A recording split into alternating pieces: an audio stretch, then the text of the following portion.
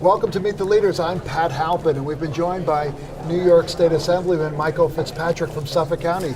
Assemblyman, it's opening day. Yeah, great to be with Albany. you, Pat. Yeah, and it's the start of a new session. I knew it was opening day when I saw you here in the setup. We're like the swallows of Capistrano. We are. When they show up, I guess it's fun. Absolutely. Great to see you. So anyway, you've got a whole group of progressives that have been elected to the state Senate. The Democrats have control of the Senate majority. Right. In fact, there have been a number of new progressives elected to the Democratic majority in the state assembly. You've got a Democratic governor who is now branding himself as a progressive and as someone who is a very proud conservative.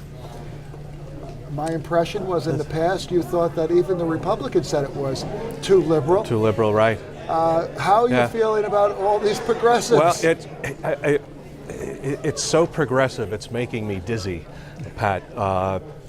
Look, we'll see what happens.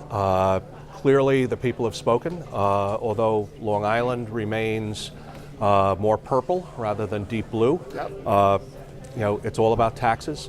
And I think that's the concern on Long Island, that all of this progressivism, look, the bottom line for me as a conservative, we know that progressivism is potentially very expensive. Can we afford all of this progressivism?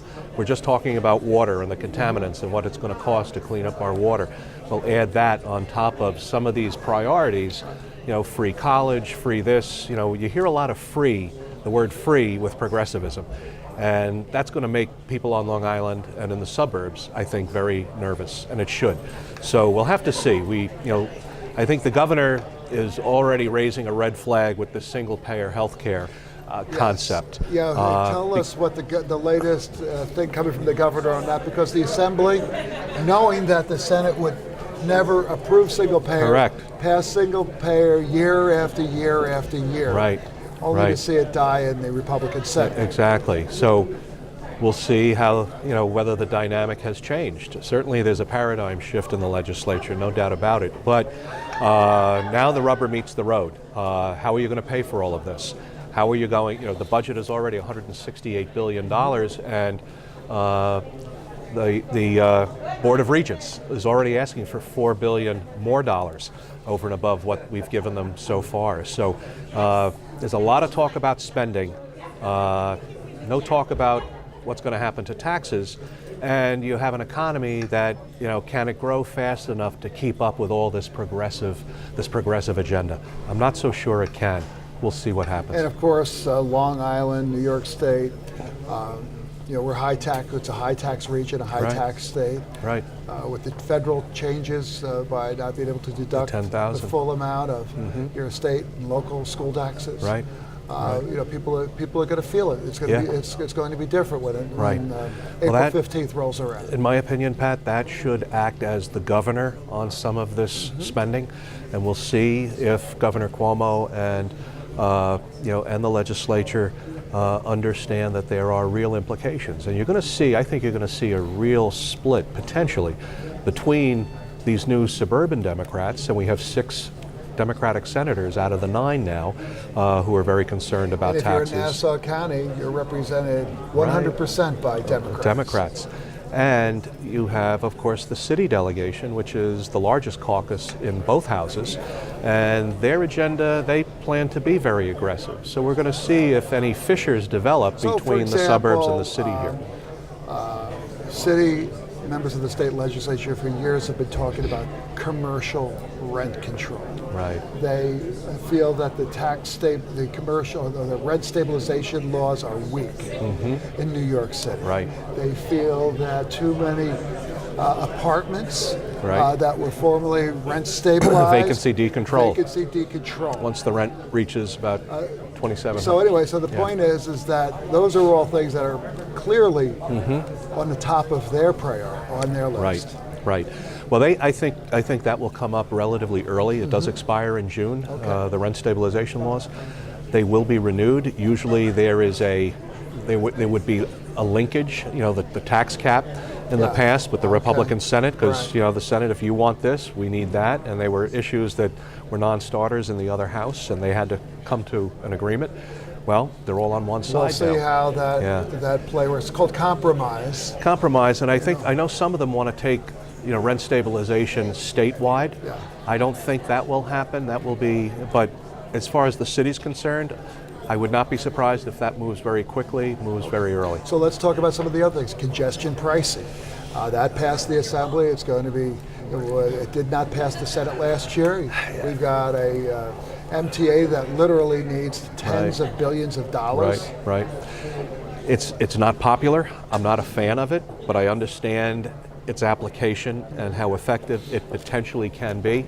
The problem is, and this came up in the editorial board meeting with Newsday, because they asked, what your thoughts on congestion pricing were, and I said I would feel more comfortable with the idea of congestion pricing if we got, cost control and a look at some MTA, a look at some of these, when you're paying, locomotive engineers a full day for a morning on an electric locomotive and a full day if they're working an afternoon on a diesel locomotive, you're paying 2 full days for 1 day of work.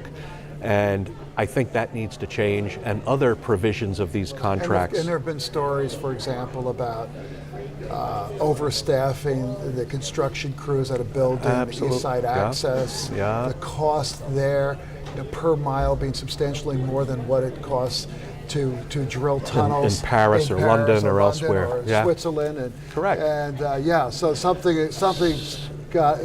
out of whack. If something doesn't change there, I am not in favor of doing anything like that. You've got to have give on that side. You have no problem standing up, literally standing up in the Assembly, and calling these things out. We've done this in the past to no avail, but we will continue to do so. And you're part of the vocal, loyal opposition in the Assembly. We've only got about a minute left. Yeah. How do you counter that? How do you make sure that that these proposals are looked at critically and can stand up to the kind of scrutiny and other questions that your colleagues will ask? Well, as a member of the opposition in the minority, our role is to be that voice, whether it's in a platform like this one right now with us, or with Newsday, with our local papers, and certainly we go out to a lot of legislative breakfasts and a lot of gatherings where we have the opportunity to raise these issues. It's getting in front of people, it's talking to them, and helping them understand the other side of this issue. Yes, we all want to move forward. We all believe in progress, but the spending has to be paid for, and you have to be careful. It's very easy to spend other people's money. That's been a criticism of government for a long, long time. But you have to have accountability. You have to be able to afford this, and you have to be able to stay. You can't get too far ahead of your economy. If you don't have economic growth, none of this works. Well, and this governor, to his credit, has made that argument forcefully. I presume you're all in favor of the tax cap being made permanent and locking that in. Not only must it be permanent, but it's high time for some mandate relief that was supposed to be part of the tax cap legislation. Yeah, that was the other part of it. We never got there. Okay. We never got there. Fair enough. Assemblyman Fitzpatrick, thanks so much. Great to see you. Have a great year. Always. Thanks Thank you. so much. That's going to do it for Meet the Leaders. I'm Pat Halpin. We'll see you next time.